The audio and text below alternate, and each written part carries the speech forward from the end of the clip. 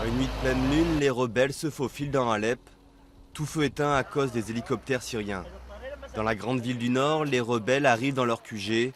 Certains se préparent à partir au front à Salaheddine, un quartier assiégé depuis plus de 2 semaines. Le régime a perdu le contrôle. Ils ne font que bombarder avec de l'artillerie et des MiG-21.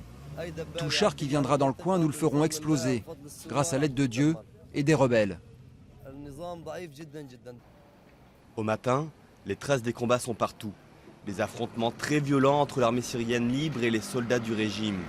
Ici, c'est la brigade Tahwid qui contrôle une grande partie des quartiers libérés. À l'entrée de la vieille ville, un de leurs barrages. Mais ici, le front est proche et rares sont les habitants qui s'expriment. La peur se lit sur les visages.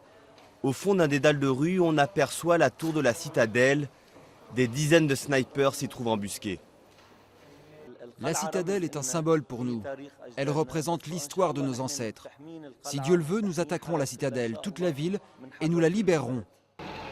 Ici, on manque de tout, notamment de denrées alimentaires. Pour acheter un peu de pain, les habitants profitent d'une accalmie. La file d'attente est interminable devant cette boulangerie. Quant aux magasins encore ouverts, ils sont extrêmement rares. Il nous manque tout.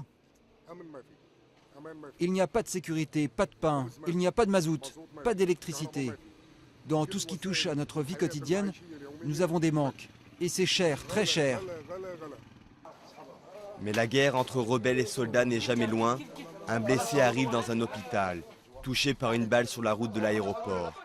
Une violence qui n'effraie plus les habitants du quartier libéré de Char. Ils manifestent pour crier leur volonté de liberté et demandent que Bachar al-Assad soit tout simplement exécuté.